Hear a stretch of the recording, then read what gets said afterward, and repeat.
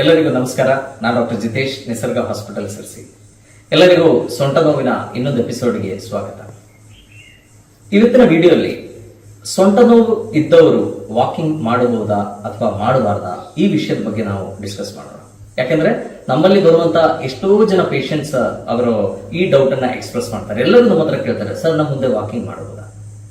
So ಯಾರೆಲ್ಲ walking ಮಾಡಬಹುದು ಅಥವಾ ಸೊಂಟ ನೋವು ಇದ್ದವರಲ್ಲಿ ಯಾರ್ಯಾರು ವಾಕಿಂಗ್ ಮಾಡಬಾರದು, ವಾಕಿಂಗ್ ಮಾಡೋದಿದ್ರೆ ಹೇಗೆ ಮಾಡಬೇಕು, ಎಷ್ಟು ನಡಿಬಹುದು, ಯಾವಾಗ ವಾಕಿಂಗ್ ಅನ್ನ ನಿಲ್ಲಿಸಬೇಕು, ಸೊ ಈ ತರ ಡೌಟ್ಸ್ ಎಲ್ಲರ ಮನಸ್ಸಲ್ಲೂ ಇದೆ. ರೆಗ್ಯುಲರ್ ವಾಕಿಂಗ್ ಏನಿದೆ ಸೊಂಟ ನೋವನ್ನ ಪ್ರಿವೆಂಟ್ ಮಾಡ್ಲಿಕ್ಕೆ one of the best exercise ಅಂತ ಹೇಳ್ಬೋದು.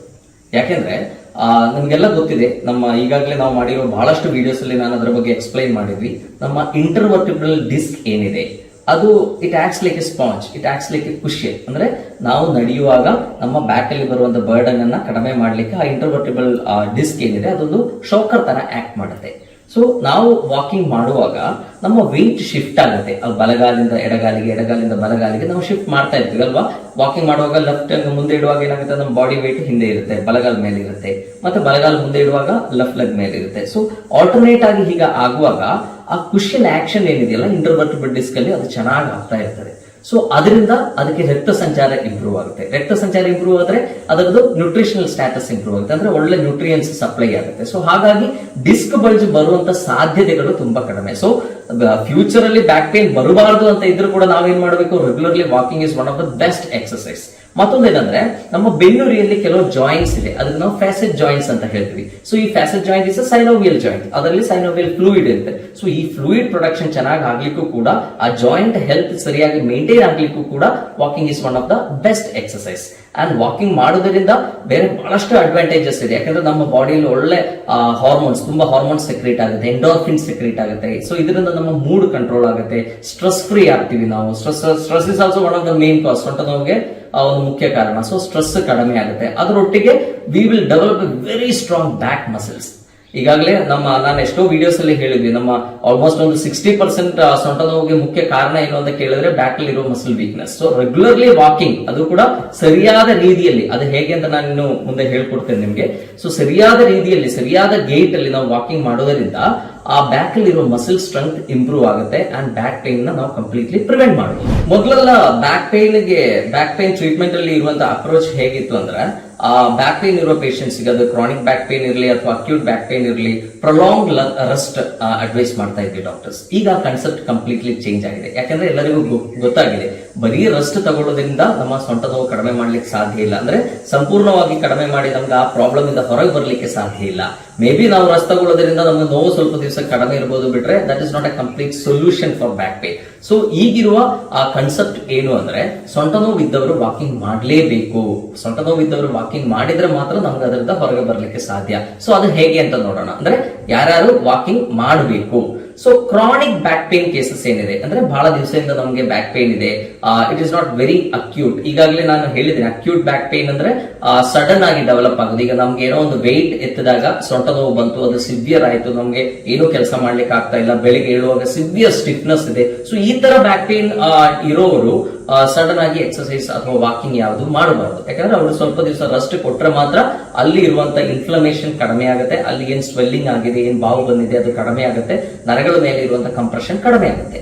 ಬಟ್ ಆಫ್ಟರ್ 3 ವೀಕ್ಸ್, ಆಫ್ಟರ್ ಒಂದು 2 ವೀಕ್ಸ್ ನಂತರ ನಾವು ಏನೂ ವ್ಯಾಯಾಮಗಳು ಮಾಡದೆ ಹಾಗೆ ಇದ್ರೆ ಏನಾಗುತ್ತೆ, ಅದು ಇನ್ನೂ ಕಾಂಪ್ಲಿಕೇಶನ್ಸ್ ಗೆ ಕಾರಣ ಆಗುತ್ತೆ. ನಮ್ಮ ಮಸಲ್ ವೀಕ್ನೆಸ್ ಗಳಾಗಬಹುದು, ಅಥವಾ ಅಲ್ಲಿ ನರಗಳಿಗೆ ಪಾಸ್ ಆಗ್ಲಿಕ್ಕೆ ಇರುವಂತ ಜಾಗ ತುಂಬಾ ಸಣ್ಣದಾಗಿರುತ್ತೆ. ಸೊ ಅಡಿಷನ್ಸ್ ಗೆ ಕಾರಣ ಆಗ್ಬಹುದು. ಸೊ ಈ ತರ ಕೇಸಸ್ ಅಲ್ಲಿ ಆಫ್ಟರ್ 2 or 3 ವೀಕ್ಸ್ ನಾವು ರೆಗ್ಯುಲರ್ಲಿ ವಾಕಿಂಗ್ ಮಾಡಲೇಬೇಕು. ಸೊ ಅದರಿಂದ ಏನೇನು ಉಪಯೋಗ ಅಂದ್ರೆ, ನಮ್ಗೆ ಗೊತ್ತಿದೆ ಕೆಲವು ಕಂಡೀಷನ್ಸ್ ಅಲ್ಲಿ ಏನಾಗುತ್ತೆ, ನಮ್ಮ ಕಾಲಿಗೆ ಸೆಳೆತ ಬರುವಂತ ಸಾಧ್ಯತೆಗಳು ಹೆಚ್ಚಿಗೆ ಇದೆ. ಅಂದ್ರೆ ಆ ಡಿಸ್ಕ್ ಬಲ್ಜ್ ಆಗಿ ಅಲ್ಲಿ ಇರುವಂತ ನರ ಪಾಸ್ ಆಗುವಂತ ಫೊರಾಮೆನ್ಸ್ ಏನಿದೆ ಅಥವಾ ಹೋಲೋ ಜಾಗ ಏನಿದೆ ಅಲ್ಲಿ ಕಂಪ್ರೆಷನ್ ಆಗಿರುತ್ತೆ. ಸೊ ನರಗಳಿಗೆ ಜಾಗ ಇಲ್ಲ, ಅಂದ್ರೆ ಕರೆಕ್ಟ್ ಆಗಿ ಈಸಿಯಾಗಿ ಪಾಸ್ ಆಗ್ಲಿಕ್ಕೆ ಇರುವಂತ ಜಾಗ ಇಲ್ಲ. ಸೊ ಇದೊಂದು ಸ್ಟ್ರಕ್ಚರಲ್ ಪ್ರಾಬ್ಲಮ್ ಅಲ್ವಾ, ಅಲ್ಲಿ ಆ ಸ್ಟ್ರಕ್ಚರ್ ಒಂದು ಪ್ರಾಬ್ಲಮ್ ಆಗಿದೆ. ಸೊ ನರಗಳಿಗೆ ಹೇಗೆ ಆ ಫ್ರೀ ಮೂವ್ಮೆಂಟ್ ಹೇಗೆ ಸಿಗುತ್ತೆ ಅಂದ್ರೆ ಆ ನರಗಳು ಹೋಗುವಂತ ಫಾರ್ಮೆನ್ ಹೇಗೆ ಕ್ಲಿಯರ್ ಆಗಬೇಕು ಅಂದ್ರೆ that is only by exercise. ನಾವು ರೆಗ್ಯುಲರ್ಲಿ ವಾಕಿಂಗ್ ಮಾಡೋದ್ರಿಂದ ಆ ನರಗಳ ಮೂವ್ಮೆಂಟ್ ಆಗಿ ಅಲ್ಲಿ ಇರುವಂತ ಸ್ಪೇಸ್ ಕ್ಲಿಯರ್ ಆಗಿ ನರಗಳ ಮೇಲೆ ಇರುವಂತ ಒತ್ತಡ ಕಡಿಮೆ ಆಗುತ್ತೆ. ಸೊ ಬ್ಯಾಕ್ ಪೇನ್ ಇರೋರು, like long standing back pain ಇರೋರು ಅಥವಾ ಮೈಲ್ಡ್ ಸ್ಟಿನೋಸಿಸ್ ಇರೋರು, ಡಿಸ್ಕ್ ಬಲ್ಜ್ ಇಂದ ಕ್ರಾನಿಕ್ ಬ್ಯಾಕ್ ಪೇನ್ ಇರೋರೆಲ್ಲ ರೆಗ್ಯುಲರ್ಲಿ ವಾಕಿಂಗ್ ಮಾಡೋದ್ರಿಂದ ಆ ನರಗಳು ಫ್ರೀ ಆಗಿ ಆ ಬ್ಯಾಕ್ ಪೇನ್ ಏನಿದೆ, ಆ ಪ್ರಾಬ್ಲಮ್ ಏನಿದೆ ಅದು ಕಡಿಮೆ ಮಾಡ್ಲಿಕ್ಕೆ ಸಾಧ್ಯ. ಈಗ ಎರಡನೇ ವೆರಿ ಇಂಪಾರ್ಟೆಂಟ್ ಪಾಯಿಂಟ್ ಏನು ಅಂದ್ರೆ ಹೇಗೆ ನಡಿಬೇಕು, ಹೌ ಟು ವಾಕ್. ಸೊ ಇದರಲ್ಲಿ ಮೊದಲನೇದಾಗಿ ನಾವು ನೋಡಬೇಕಾಗಿದೆ ಏನಂದ್ರೆ ಹೌ ಟು ವಾಕ್ ಅಂತ ಹೇಳೋಕ್ಕಿಂತ ಮೊದಲು ಹೌ ಟು ಸ್ಟ್ಯಾಂಡ್ ಸ್ಟ್ರೈಟ್ ಅದು ನಾವು ಕಲಿಬೇಕು. ಯಾಕಂದ್ರೆ ನಮ್ಮಲ್ಲಿ ತುಂಬಾ ಜನರು ಸ್ಟ್ಯಾಂಡಿಂಗ್ ಪೋಸ್ಚರ್ ಏನಿದೆ ದಟ್ ಇಸ್ ವೆರಿ ರಾಂಗ್. ನಾವೇನ್ ಮಾಡ್ತೀವಿ, ಹೊಟ್ಟೆ ಮುಂದೆ ಮಾಡಿ ಹೀಗೆ ನಿಲ್ತೀವಿ, ಅಥವಾ ಒಂದು ಕಾಲು ಮುಂದೆ ಒಂದು ಕಾಲು ಹಿಂದೆ ಇಟ್ಟು ನಿಲ್ತೀವಿ, ಅಥವಾ ಕ್ರಾಸ್ ಲೆಗ್ ಆಗಿ ನಿಲ್ತೀವಿ. So we don't stand straight. So first of all ನಮ್ಗೆ ಏನ್ ಅರ್ಥ ಮಾಡಬೇಕು, ನಾವು ಹೇಗೆ ಸರಿಯಾಗಿ ನಿಲ್ಲಬೇಕು, ನಾವು ಸ್ಟ್ರೈಟ್ ಆಗಿ ನಿಲ್ಲಬೇಕು. ಎಸ್ಪೆಷಲಿ ಬ್ಯಾಕ್ ಪೇನ್ ಇದ್ದವರಂತೂ ಈ ಪೋಸ್ಟರ್ ಫಾಲೋ ಮಾಡಲೇಬೇಕು, ಸ್ಟ್ರೈಟ್ ಆಗಿ ನಿಲ್ಲಬೇಕು. ಅದರ ಒಟ್ಟಿಗೆ ಅವರು ಆ ವೆಯ್ಟ್ ಅನ್ನ ಈಕ್ವಲ್ ಆಗಿ ಡಿಸ್ಟ್ರಿಬ್ಯೂಟ್ ಆಗಬೇಕು, ಕಾಲುಗಳಲ್ಲಿ ಈಕ್ವಲ್ ಆಗಿ ಡಿಸ್ಟ್ರಿಬ್ಯೂಟ್ ಆಗಬೇಕು. ಸೊ ಇದು ಹೇಗೆ ನಾವು ನೋಡಬಹುದು ಅಂದ್ರೆ, you can take a stick, ಒಂದು ದೊಡ್ಡ ಒಂದು ಕಡ್ಡಿ, ಒಂದು ಸ್ಕೇಲ್ ಏನಾದ್ರೂ ತಗೊಂಡು ನಾವು ಹಿಂದ್ಗಡೆ ಇಟ್ರೆ ನಮ್ಮ ತಲೆ ಹಿಂಭಾಗ, ಬೆನ್ನಿನ ಮೇಲೆ ಭಾಗ ಮತ್ತು ನಮ್ಮ ಗ್ಲೂಟಿಯಲ್ ರೀಜಿಯನ್ ಏನಿದೆ, ಹಿಪ್ಸ್ ಏನಿದೆ, ಇದೆಲ್ಲ ಆ ಕಡ್ಡಿ ಅಥವಾ ಕೋಲಿಗೆ ತಾಗಬೇಕು. ಸೊ ಅವಾಗ ನಾವು ಸ್ಟ್ರೈಟ್ ಆಗಿ ನಿಂತಿದ್ವಿ ಅಂತ ನಾವು ಹೇಳ್ಬೋದು. So first is as I said, ನಾವು ಸ್ಟ್ರೈಟ್ ಆಗಿ ನಿಲ್ಲಕ್ಕೆ ಕಲಿಬೇಕು. ಎರಡನೇದು, ನಾವು ಸರಿಯಾದ ರೀತಿಯಲ್ಲಿ ನಡೆಯಕ್ಕೆ ಕಲಿಬೇಕು. ಇದಕ್ಕೆ ನಾವು ಗೇಟ್ ಅಂತ ಹೇಳ್ತೀವಿ. ಗೇಟ್ ನಮ್ಗೆ ಗೊತ್ತಿದೆ, ನಾವು ಎಷ್ಟೋ ಜನರನ್ನ ಅವರ ಮುಖ ನೋಡ್ಲಿಲ್ಲ ಅಂದ್ರೂ ಕೂಡ ಅವ್ರ ವಾಕಿಂಗ್ ಸ್ಟೈಲ್ ಅಲ್ಲೇ ನಾವು ಐಡೆಂಟಿಫೈ ಮಾಡ್ತೀವಿ. ಯಾಕೆ, ಪ್ರತಿಯೊಬ್ಬರಿಗೂ ಒಂದು ಡಿಫ್ರೆಂಟ್ ಆಗಿರುವಂತಹ ಒಂದು ವಾಕಿಂಗ್ ಸ್ಟೈಲ್ ಇದೆ. ಕೆಲವರು ಹೊಟ್ಟೆ ಮುಂದೆ ಮಾಡಿ ನಡೀತಾರೆ, ಲಾಡೋಟಿಕ್ ಗೇಟ್ ಅಂತ ಹೇಳ್ತೀವಿ. ಕೆಲವರು ಬಗ್ಗಿ ನಡೀತಾರೆ, ಅಂದ್ರೆ ಕೈಫೋಸಿಸ್ ಆಗಿರುತ್ತೆ. ಕೆಲವರು ಸೈಡ್ಗೆ ನಡೀತಾರೆ. So each one walks in a different way. So ನಾವು ಸರಿಯಾದ ರೀತಿಯಲ್ಲಿ ನಡಿಲಿಲ್ಲ ಅಂದ್ರೆ ಅದು ಕೂಡ ನಮ್ಮ ಸೊಂಟ ನೋವು ಬರ್ಲಿಕ್ಕೂ ಕೂಡ ಕಾರಣ ಆಗ್ಬೋದು. ಸೊಂಟ ನೋವು ಇದ್ದವರಿಗೆ ಅದು ಇನ್ನೂ ಅಗ್ರಿವೇಟ್ ಆಗ್ಲಿಕ್ಕೂ ಕೂಡ ಅದೊಂದು ಮುಖ್ಯ ಕಾರಣ ಆಗ್ಬೋದು. ಸೊ ನಾವು ಸೊಂಟ ನೋವು ಇದ್ದವರು ಸರಿಯಾಗಿ ಹೇಗೆ ನಡಿಬೇಕು, ವಾಕಿಂಗ್ ನಮಗೆ ಪ್ಯಾಟರ್ನ್ ತುಂಬಾ ಸಿಂಪಲ್ ಆಗಿ ಅನಿಸಿದ್ರು ಕೂಡ ಅದರಲ್ಲಿ ಕೂಡ ಬಹಳಷ್ಟು ಸ್ಟೇಜಸ್ ಇದೆ. ಸೊ ಅದರಲ್ಲಿ ಫಸ್ಟ್ ನಾವು ಹೇಳ್ತೀವಿ ಹೀಲ್ ಸ್ಟ್ರೈಕ್ ಅಂತ ಹೇಳ್ತೀವಿ. ಅಂದ್ರೆ ನಾವು ನಡೆಯುವಾಗ ಫಸ್ಟ್ ನಮ್ಮ ಹಿಮ್ಮಡಿಯನ್ನ ನೆಲಕ್ಕೆ ತಾಗಿಸ್ತೀವಿ. ಅದಾದ್ಮೇಲೆ ಫುಟ್ ಫ್ಲಾಟ್ ಅಂತ ಹೇಳ್ತೀವಿ, ನಾವು ಪಾದದ ಮೇಲೆ ವೆಯ್ಟ್ ಹಾಕ್ತೀವಿ. ಇದಾದ್ಮೇಲೆ ಏನ್ ಮಾಡ್ತೀವಿ, ಮಿಡ್ ಸ್ಟ್ಯಾಂಡ್ ಅಂತ ಹೇಳ್ತೀವಿ, ನಮ್ಮ ಕಂಪ್ಲೀಟ್ಲಿ ಬಾಡಿ ವೆಯ್ಟ್ ಅದರ ಮೇಲೆ ಸಪೋರ್ಟ್ ಆಗುತ್ತೆ, ಅಂದ್ರೆ ಕಾಲ್ ಮೇಲೆ ಬೀಳುತ್ತೆ. ನೆಕ್ಸ್ಟ್ ಹೀಲ್ ಆಫ್, ಹಿಮ್ಮಡಿಯನ್ನ ನಿಧಾನಕ್ಕೆ ಮೇಲೆ ಎತ್ತೀವಿ. ಅಂಡ್ ನೆಕ್ಸ್ಟ್ ಟೋ ಆಫ್ ಅಂತ, ಅಂದ್ರೆ ಟೋ ಆಫ್ ಮಾಡುವಾಗ ನಾವು ಮುಂದೆ ಹೋಗ್ತೀವಿ ಅಲ್ವಾ, ಕಾಲಿನ ಬೆರಳುಗಳ ಮೇಲೆ ವೆಯ್ಟ್ ಹಾಕಿ ನಾವು ಅದು ಥ್ರಸ್ಟ್ ಕೊಡ್ತೀವಿ. ಅದು ನಾವು ಈಗ ಇರುವಂತಹ ವಾಕಿಂಗ್ ಸ್ಟೈಲ್ ತುಂಬಾ ಜನರಲ್ಲಿ ಅದು ಮಿಸ್ ಆಗ್ತಾ ಇದೆ. ಥ್ರಸ್ಟ್ ಕೊಡುವಾಗ ಏನಾಗುತ್ತೆ, ನಮ್ಮ ಗ್ಲೂಟಿಯಲ್ ಮಸಲ್ಸ್ ಎಲ್ಲ ಕಾಂಟ್ರಾಕ್ಟ್ ಆಗುತ್ತೆ, ಅಲ್ಲಿರೋ ಮಸಲ್ಸ್ ಗೆ ಒಳ್ಳೆ ವ್ಯಾಯಾಮ ಸಿಗುತ್ತೆ. This is the correct walking pattern. ನಾ ಹೇಳ್ದಂಗೆ ಫಸ್ಟ್ ಹಿಮ್ಮಡಿಯನ್ನ ನೆಲಕ್ಕೆ ತಾಗಿಸ್ಬೇಕು, ಹೀಲ್ ಸ್ಟ್ರೈಕ್. ಅದಾದ್ಮೇಲೆ ಫುಟ್ ಫ್ಲಾಟ್ ಅಂದ್ರೆ ಪಾದನ ಕೆಳಗೆ ತಾಗಿಸ್ತೀವಿ. ಅದಾದ್ಮೇಲೆ ಮಿಡ್ ಸ್ಟ್ಯಾಂಡ್ ಅಂದ್ರೆ ನಮ್ಮ ಬಾಡಿಯ ವೆಯ್ಟ್ ಅನ್ನ ಅದರ ಮೇಲೆ ಹಾಕ್ತಿವಿ. ನೆಕ್ಸ್ಟ್ ಹೀಲ್ಸ್ ಆಫ್ ಅಂದ್ರೆ ಪಾದ ಹಿಮ್ಮಡಿಯನ್ನ ಮೇಲೆ ಎತ್ತೀವಿ.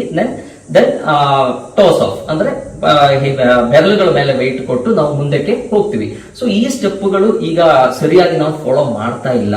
ನಾವು ಏನ್ ಮಾಡ್ತೀವಿ, ಫ್ರೀ ಆಗಿ ನಡೀತೀವಿ. ಯಾಕಂದ್ರೆ ತುಂಬಾ ಜನರಲ್ಲಿ ಇರುವಂತಹ ಒಂದು ಪ್ರಾಬ್ಲಮ್ ಏನು, ಒಬೆಸಿಟಿ. ಒಬೆಸಿಟಿ ಇದ್ದಾಗ ಹೊಟ್ಟೆ ಮುಂದೆ ಇರ್ತದೆ, ವಿ ಹ್ಯಾವ್ ಎ ಲಾಡೋಟಿಕ್ ಗೇಟ್ ಅಲ್ವಾ, ಹೊಟ್ಟೆ ಮುಂದೆ ಮಾಡಿ ಹೀಗೆ ನಡೀತೀವಿ. ಸೊ ಅದರಿಂದ ಏನಾಗುತ್ತೆ, ಬೆನ್ನುರಿ ಹಿಂದ್ಗಡೆ ನಾನು ಹೇಳಿದ್ರೆ ಆಲ್ರೆಡಿ ದರ್ ಆರ್ ಜಾಯಿಂಟ್ಸ್ ಇದೆ, ಸೈನೋವಿಯಲ್ ಜಾಯಿಂಟ್ಸ್ ಇದೆ, ಫ್ಯಾಸೆಟ್ ಜಾಯಿಂಟ್ಸ್ ಇದೆ, ಅದರ ಮೇಲೆ ಹೆಚ್ಚಿಗೆ ಒತ್ತಡ ಬೀಳುತ್ತೆ. ಅದು ನೀವು ಬೇಕಾದ್ರೂ ನೋಡಬಹುದು. ಈ ಬೆನ್ನುರಿ ಹಿಂಭಾಗದಲ್ಲಿ ನಿಮಗೆ ಕಾಣುತ್ತೆ, ಇಲ್ಲೆಲ್ಲ ಜಾಯಿಂಟ್ಸ್ ಗಳಿದೆ. ಸೊ ನಾವು ಯಾವಾಗ ಹೊಟ್ಟೆ ಮುಂದೆ ಮಾಡಿ ಹಿಂದಕ್ಕೆ ಬಗ್ಗಿ ನಡೀತೀವಿ, ಸೊ ಈ ಜಾಯಿಂಟ್ಸ್ ಮೇಲೆ ಹೆಚ್ಚಿಗೆ ಒತ್ತಡ ಬೀಳೋದ್ರಿಂದ ಇಲ್ಲಿ ಆರ್ಥರೈಟಿಸ್ ಆಗುವಂತ ಸಾಧ್ಯತೆ ಇದೆ, ಇನ್ನು ಸೊಂಟ ನೋವು ಹೆಚ್ಚಾಗುವಂತ ಸಾಧ್ಯತೆ ಇದೆ, ಡಿಸ್ಕ್ ಬಲ್ಜ್ ಹೆಚ್ಚಾಗುವಂತ ಸಾಧ್ಯತೆ ಇದೆ, ನರಗಳ ಮೇಲೆ ಹೆಚ್ಚಿಗೆ ಒತ್ತಡ ಬೀಳುವಂತ ಸಾಧ್ಯತೆ ಇದೆ. ಸೊ ನಾವ್ ಏನ್ ಮಾಡಬೇಕು, ನಾವು ಫಸ್ಟ್ ಹೇಳಿದಾಗೆ ನೆಟ್ಟಗೆ ಸ್ಟ್ರೈಟ್ ಆಗಿ ನಿಲ್ಲಕ್ಕೆ ಫಸ್ಟ್ ಕಲಿಬೇಕು. ಸೊ ಇಲ್ಲಿ ನೀವು ನೋಡಬಹುದು ಇಲ್ಲೊಂದು ಸಣ್ಣ ರಾಡ್ ಪಾಸ್ ಆಗಿದೆ. ಸೊ ಇದು ಹೇಗಿರ್ಬೇಕು, ಈ ಒಂದು ರಾಡ್ ನಾವು ಹಿಂದ್ಗಡೆ ತಗೊಂಡು ಪ್ಲೇಸ್ ಮಾಡಿದ್ರೆ, ನಾನು ಫಸ್ಟ್ ಹೇಳಿದಂಗೆ ನಮ್ಮ ತಲೆ ಹಿಂಭಾಗ, ನಮ್ಮ ಬೆನ್ನಿನ ಮೇಲೆ ಭಾಗ, ಅದು ಅದೇ ತರ ನಮ್ಮ ಪೃಷ್ಠಭಾಗ, ಇದು ಮೂರು ಕೂಡ ಸ್ಟ್ರೈಟ್ ಲೈನ್ ಅಲ್ಲಿ ಬಂದು ಆ ರಾಡ್ ಗೆ ತಾಗಿದ್ರೆ ನಾವು ಸ್ಟ್ರೈಟ್ ಆಗಿ ನಿಂತಿದ್ವಿ ಅಂತ ನಾವು ಹೇಳಬಹುದು. ಅದು ಬಿಟ್ಟು ರಾಂಗ್ ಪೋಸ್ಟರ್ ಅಲ್ಲಿ ನಡೆದ್ರೆ ಏನಾಗುತ್ತೆ, ನಮ್ಮ ಬ್ಯಾಕ್ ಪೇನ್ ಇನ್ನೂ ಹೆಚ್ಚಾಗುತ್ತೆ.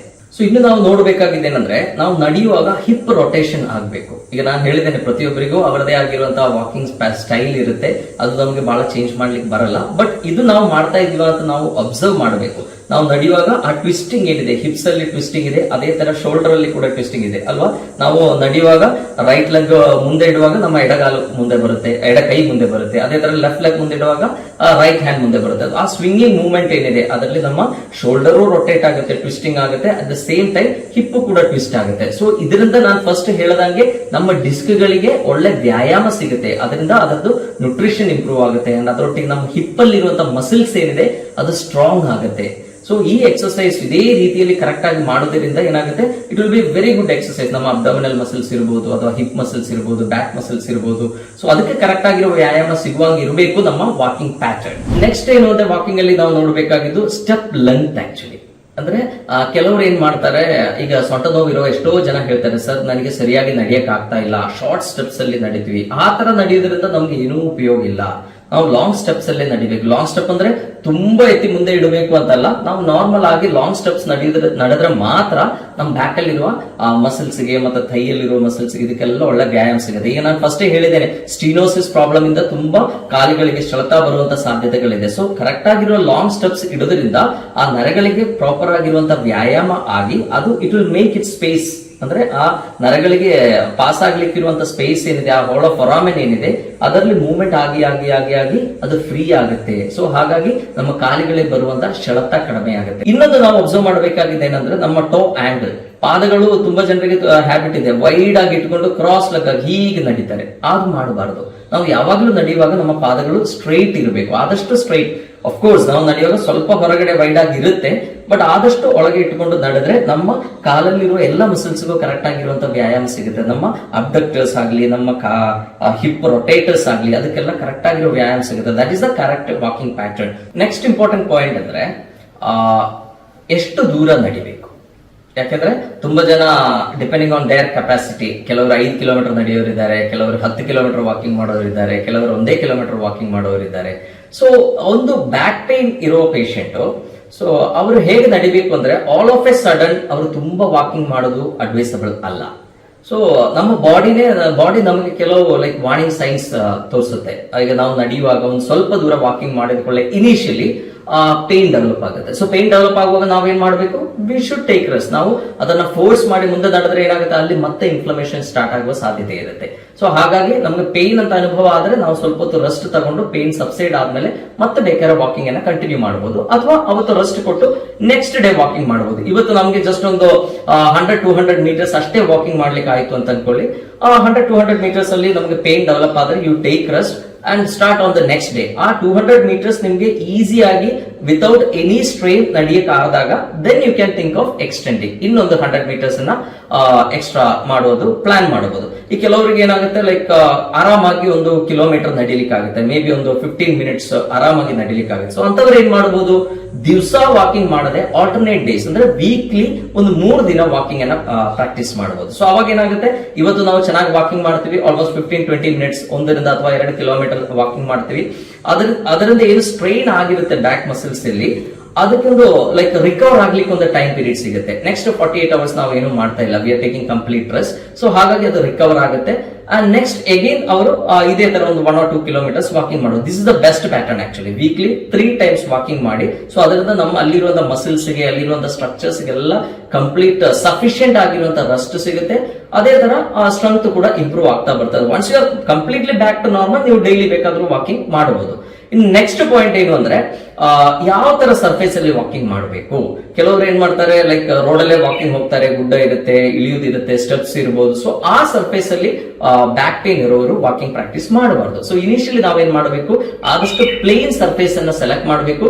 ಪ್ಲೇನ್ ಸರ್ಫೇಸ್ ಅಲ್ಲಿ ಒಂದು 100-200 ಮೀಟರ್ಸ್, 300 ಮೀಟರ್ಸ್, ಅರ್ಧ ಕಿಲೋಮೀಟರ್, 1 ಕಿಲೋಮೀಟರ್, ಈ ತರ ಗ್ರಾಜುಲಿ ನಾವು ವಾಕಿಂಗ್ ಅನ್ನ ಹೆಚ್ಚು ಮಾಡ್ತಾ ಬಂದ್ರೆ ತುಂಬಾ ಉತ್ತಮ ಅಂತ ಹೇಳ್ಬೋದು. ಸೊ ಬ್ಯಾಕ್ ಪೇನ್ ತುಂಬಾ ಜನ ಮಾಡೋ ಮಿಸ್ಟೇಕ್ ಏನಂದ್ರೆ, ಬ್ಯಾಕ್ ಪೇನ್ ಟ್ರೀಟ್ಮೆಂಟ್ ತಗೊಂಡು ಆರಾಮ ಆದ ಕೂಡಲೇ ನನಗೆ ಮೊದಲು ಹೇಗಿತ್ತು ಅದೇ ತರ ನಡಿಬೇಕು ಅಂತ ಹೇಳಿ ಎಲ್ಲ ಆಕ್ಟಿವಿಟಿ ಸ್ಟಾರ್ಟ್ ಮಾಡ್ತಾರೆ. ಹಾಗೆಲ್ಲ ನಮ್ಮ ಬ್ಯಾಕ್ ಅಲ್ಲಿ ಒಂದು ಇಂಜುರಿ ಆಗಿದೆ, ಅದು ಹೀಲ್ ಆಗ್ಲಿಕ್ಕೆ ನಮ್ಮ ಬಾಡಿಗೆ ಒಂದು ಅವಕಾಶ ಕೊಡಬೇಕು.